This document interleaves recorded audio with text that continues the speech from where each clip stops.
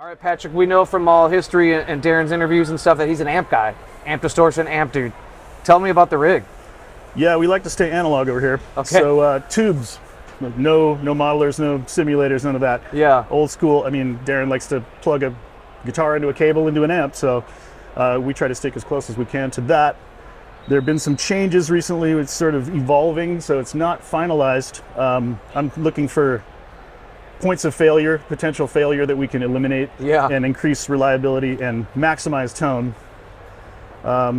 One of the things that is changing is this is a great unit, but it only steps down voltage. We want to step up voltage. I've did some experiments with him before we went out and did South America and found that this had been sucked out, to sub 120. Wow. And I said, do you like that? And he said, I don't know, what is that?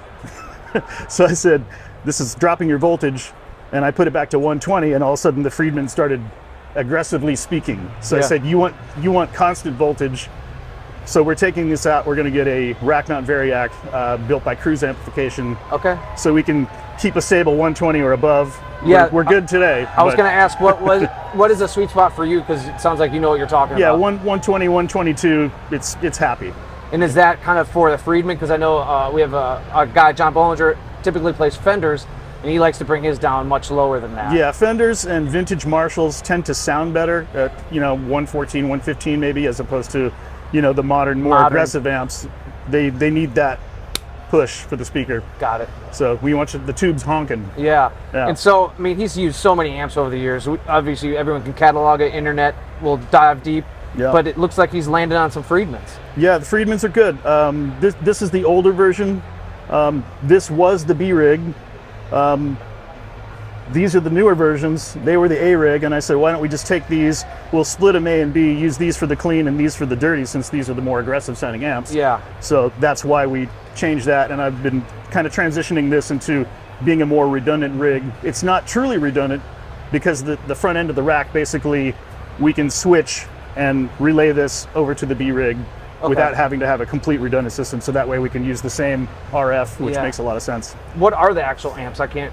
The BE100 is old version, new version, and they've added a few extra features for tonal voicing and channels. And for him, it's not really necessary, but he likes the fundamental tone of it. Yeah.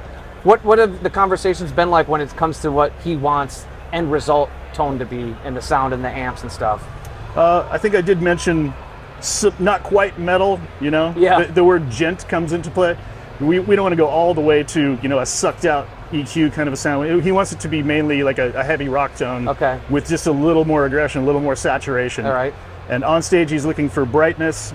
So because he's using a single 12 for clean, a single 412 for clean and a single 412 for dirty, it's kind of shooting past his knees. So we rely on the wedges and the side fills to bring up the highs and have it so it sounds like the cabinet all around the stage. Okay. Yeah. And what speakers are in those cabs based on them being clean and dirty? They're the same speakers, different heads, but he's currently using the Celestion G1270s. Okay. And that's part of our upcoming experiments. We may change that out. Speakers, yeah. Yeah. It's a big tonal change when people kind of overlook the speakers, but that can be a big change. Yeah. I noticed in rehearsal he thought it was a little mushy, and I said, I think your speakers are tired. So we switched to the spare cab, and it immediately had more push and a little more attack. Okay. So we're going to change out all the speakers completely, and then while we're doing that, we're going to try some different things, maybe some vintage 30s, maybe some other wattages, and see what his ear prefers. And real quick before we move on to the rack here, what's like a kind of an EQ? Again, a snapshot, Soldier Field Night 2 of Systems shows here in Chicago, but what does he look for when you're EQing the two amps? Pay no attention to the tape because it's always changing. But the basic setup, again, looking for very saturated but not mushy, a lot of attack, a lot of brightness. He doesn't use in-ear monitors, so we're relying on wedges and side fills again to bring that out, cut through the cymbals and the high end on the bass.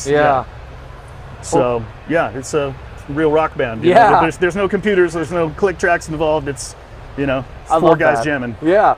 What should we know about the rack gear here above the Amper X? We got rid of the old Whirlwind stuff recently and went with the radial, just cleaner, quieter, more reliable. Accent, of course, for RF. I just dropped this in so I could put the banner on there. Yeah. And yeah, that's about it. It's pretty simple. The GCX is just looping a couple of pedals. He's always used the same 2 pedals, delay and phaser. Okay. In combination, either delay by itself, phaser by itself, or both. Do you know which ones those specifically? We're using the MXR Phase 90. Okay. And typically the Boss digital delay. Okay. But we have the MXR carbon copy as well. I'm trying to convince him that might be the way to go. Yeah. What about is it orange script or anything, or is it like an EVH Phase 90? It's a standard. Okay. You know, not a vintage, but a modern production. Yeah. Phase 90. Got a noise gate I see here. Yeah, a little bit of gate. Don't tell him this because he doesn't know and he doesn't like gates, but I put it in there. So basically I'm running A and B, A in front of the amp for just a little bit of feedback control. Okay. Not chopping any tone, and then B just enough for gain noise. Okay. Not chopping any tone. So he can walk to his cabinet, get feedback, Yeah. and have a good time. And so it's literally just 2 pedals, or is there anything else that's out there? There's just the 2 pedals.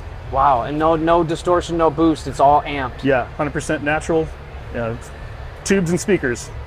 Man, I really think we covered it all, and I really appreciate it because opening band's about to start in a few minutes. Patrick? I do have to mention please. Orbel.